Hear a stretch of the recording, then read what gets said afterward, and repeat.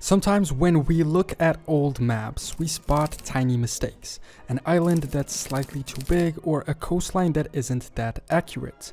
Excusable and understandable mistakes for maps that were often done with complex mathematical formulas and long before the time of satellite images that allow modern map makers to be 100% accurate. But there's also another type of errors that old maps have, arguably less excusable because they weren't based on a technological limitation. They were, for a good part, based on hearsay. Someone heard about something existing in some place and in some specific manner, and someone made a map of it. It's important to note that many of these don't qualify as major mistakes that every map of a specific time had. Sometimes they were literally a single map that depicted something that ended up being wrong, and perhaps even at the time there was enough skepticism at the lack of evidence to make it a universal mistake in all contemporary maps. In this video, we're going to take a look at a few of those mistakes, what they were, why they were made, how far the mistake got, and what it would mean if those maps were in fact correct. Starting with the ones on the thumbnail, first, California Island. In 1510, a Spanish book called Las Sergas de Esplandian wrote of a land of no men, inhabited only by women. This land would be an island called California and located off the west coast of North America. This myth even encouraged a wealthy Spaniard to embark on a voyage to find the island, in similar fashion to the many expeditions to the mythical city of El Dorado in Southern America. Despite contradictory reports from explorers of the region, California continued to be depicted as an island on maps until 1747, when King Ferdinand VI of Spain was forced to issue a decree that California is not an island, based on real exploration by Spanish officers and not some book of mythical tales. If California was in fact an island, it raises the question of what would have happened to it from a political point of view. Would it have remained a part of Mexico? Would it still be a part of the United States? Or would it be its own independent country today?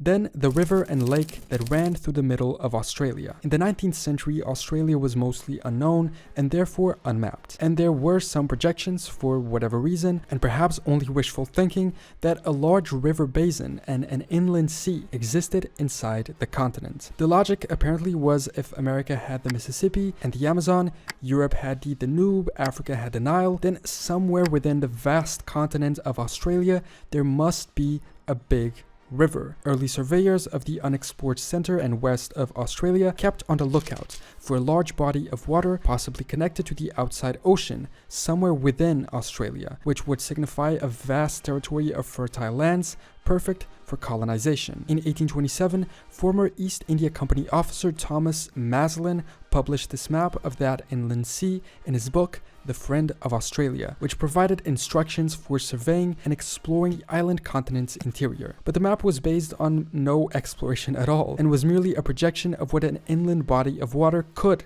look like. It took a few more decades for the explorers to realize that Australia's interior is in fact just dry and waterless. In the 19th century, the dead heart of Australia even became a way of describing the region. Oddly enough, after realizing the inland sea did not exist, a plan to create one started being made. The Bradfield Scheme, a proposed Australian water diversion scheme, was an inland irrigation project that was designed to irrigate and drought-proof much of the western Queensland interior, as well as large parts of South Australia, being devised by Dr. John Bradfield. The project was abandoned in 1947, but recent proposals for water diversion and inland irrigation have been made in an attempt to make the Australian inlands more habitable and fertile. So who knows, this map mistake might eventually become a reality. One major map mistake were the West Indies, also known later as America. Since the earliest printed map to show the Americas was produced 14 years after Christopher Columbus reached the continent in 1492, for part of the duration of those 14 years, it was still believed by some that he had in fact reached Asia. Accordingly,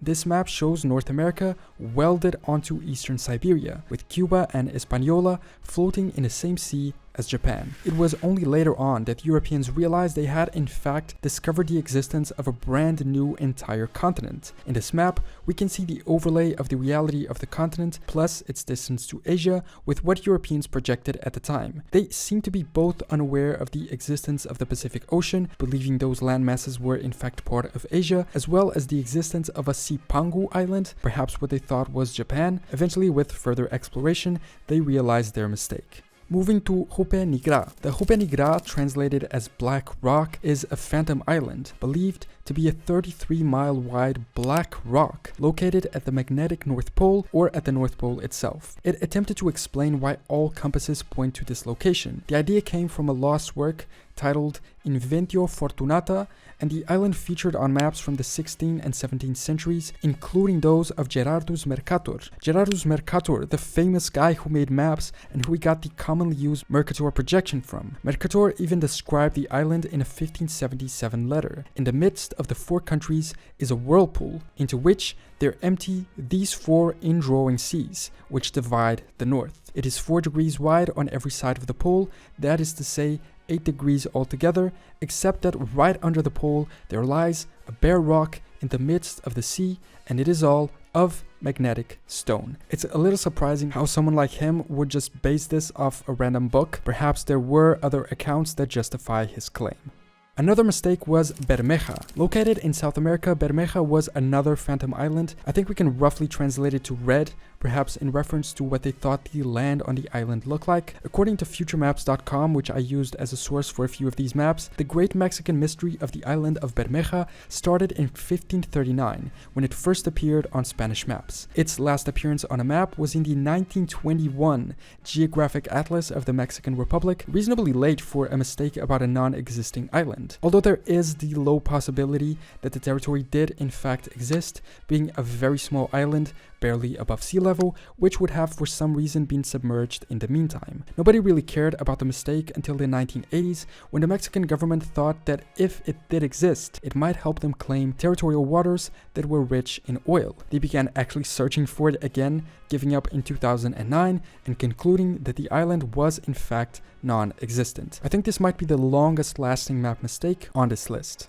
And one more was Terra Australis. Terra Australis, or the Great South Land, was believed to be a vast continent, partially where Antarctica is. It was first mentioned by Aristotle in the 4th century BC, but oddly they had no idea Antarctica existed. They just conceived the idea that a large landmass must exist there for whatever reason. In 1520, Portuguese explorer Ferdinand Magellan recorded sighting land across from the southern tip of South America and believed it could in fact be Terra Australis. Throughout the 15th and 17th century, Terra Australis featured on globes and maps generally as a much larger landmass than Antarctica. However, by the late 18th century, James Cook failed to discover any sign of it on his travels around New Zealand, showing that a continent of that size couldn't exist. Belief in its existence began to decline from that point onwards until the actual discovery of Antarctica, which, despite matching the idea of a landmass existing in the South Pole, wasn't nearly as large as the initially projected Terra Australis. Going back to what I mentioned at the start, one common mistake in early maps was scale. In this ancient map of Europe, we can see the wrong scale along all of these islands. This is a 15th century recreation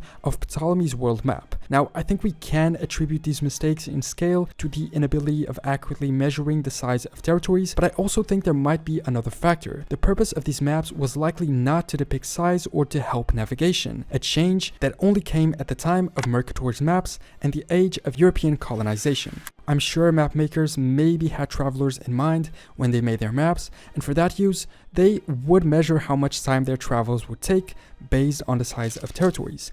But maybe the main point of the maps was simply to show how the world was, and which territories existed in each area regardless of their size. If they wanted to make sure people knew about the existence of these islands, then they marked them on the map at a size in which they were absolutely visible and couldn't go unnoticed. Not to mention the tremendous mistakes that also exist in the depiction of the territory shapes overall, which can be attributed to the lack of technology at the time. I'm sure if we didn't have satellites or many of the tools and technology we have today, we would have trouble making accurate maps as well. These old or even ancient maps are filled with these completely excusable and understandable mistakes, but they're still interesting to look at. Even Aqual maps depicted the world as a flat circle with Africa, Asia, and Europe all connected and surrounded by a single ocean, something that was a trend in these very early maps. Al-Idrisi World's map, commissioned by the King of Sicily in 1154, the famous Tabula Hojeriana, where perspective is somewhat questionable, for instance the Adriatic Sea stretching to the north of Italy, or the Straits of the Bosphorus being much longer than they in fact are, not to mention, again, the disproportionate size of islands, and the fact that according to him, Africa would stretch all the way around Asia in the south. Oh, and also this map was actually made upside down, some people say due to the influence of Chinese cartographers. I'm not sure if that is in fact the reason, but if you know it, let me know. So, those are a few of the places that old maps thought existed, or just simple mistakes that ancient map makers made in creating their depictions of the world that they knew. Do you know of any other map mistakes like these? Let me know in the comments. Thanks so much for watching this video. Subscribe if you want to catch future ones, and I will see you next time for more general knowledge.